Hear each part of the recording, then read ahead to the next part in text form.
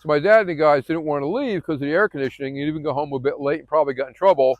And my dad told me him and some of the guys, being they had to stay there for hours and hours because they couldn't leave because of the air conditioning, may have borrowed a couple things without paying, but nobody got in trouble. But that was the first time he had air conditioning. Couldn't believe it. It was pretty wild. Fast forwarding many, many moons, my dad first got a job as a roofer's helper. He was about 16, 17, and he had a lie, says he was 18. Remember, he was a big guy. And his first job, getting paid something like 80, 90 cents an hour, was carrying up bundles of shingles. And there was no automatic ladders back then, and there was 3 or 4 guys on the roof. So my dad had to carry up the bundles of shingles, which are heavy, up quick enough to keep 3 or 4 guys busy nonstop. My dad did this for a few weeks or a month or two, and the guy that was in charge pulled my dad aside, called my dad down, real secret-like. My guy pulls my dad over and kind of whispers so the guys wouldn't hear, and looked to the right and looked to the left, and nobody's listening, and said to my dad, "Listen, you're doing pretty good. We're going to give you a 10-cent raise. Don't tell the other guys. Now it's $1 an hour, and we're going to teach you how to roof." My dad learned how to start roofing, and back in those days, you only did work for new construction. You didn't do any work for houses where people lived for years in the very beginning. And my dad started working for a company called Al Sandler. If you look deep in search, you might still find the name Al Sandler. He might still be retired and living in Highland Park, New Jersey. But Al Sandler was a very big contractor. He used to bid on entire projects. What I mean by that is, if they're going to build 50 homes, or they're going to build 200 homes, and Al would bid on all roofs in 200 homes, the whole project, or all the siding and windows on this 200 homes or 50 homes, whatever it was, all through New Jersey, North Jersey, South Jersey, whatever. And Al had about 10 or 12 roofers, different roofing teams, and about 20 siding teams and windows and teams. Of course, he was a multimillionaire.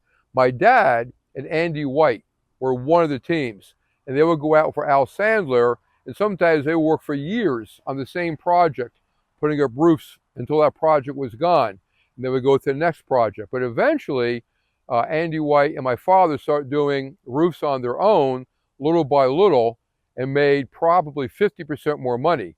Once they learned that, they stopped doing new construction for Al Sandler, who would call them once in a while, but now they're into doing roofs for people who already own their house. Now, my dad told me back in the day, when he first started, he worked for a company called Oakite. They make commercial soap products. They're no longer there anymore. They were in the Metuchen area, and that's where he met Andy White.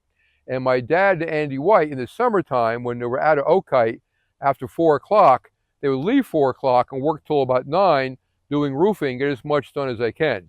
And on weekends, get a lot of roofing done. They work 12 hours a day, whatever, and they made good money doing that. Eventually, my dad quit Oakite to do roofing full time. And Andy White never wanted to quit because he had benefits and he was scared to quit his full-time job.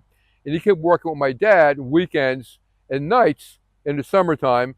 And my dad, of course, did it full-time.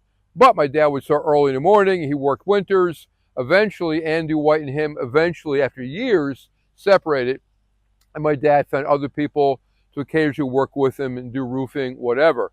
My dad told me back in the day, I don't remember the exact numbers, but it was very close. In the very beginning, when he was working for Perth Contracting, or Al Sandler, he was getting $3 a square. And that would average out, by the end of the day, he would bring home about double what the average factory worker was getting. So I don't know all the numbers what the factory workers was getting, but back in the 70s, for you old people, you know how inflation worked now compared to then. Back then, one man could have one job in a factory, make plenty of money, support you, your wife, your kids, buy a new car every 5 years. Things were wonderful. Nowadays, you really can't do that. But the money you were making back then in the factory, my dad was doubling that on average being a roofer. Hard work, but making shitloads of money. He was doing quite well. And of course, as things progressed, in the 80s, we had the oil embargo. My dad, for about 1 year, quit roofing because there was no roofs for about a year because of the oil embargo. And my grandfather, his father, got him a job in the park system in Jamesburg, working in the parks. But there's nothing really to do there.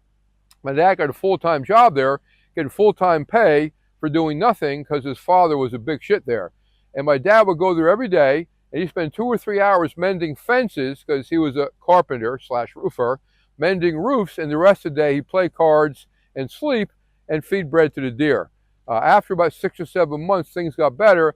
My dad quit that job, went back to doing roofing. And of course, I knew my dad was a roofer. That's why I figured I'd try to get into roofing. And I started in October of '78. That's an important month and year to remember.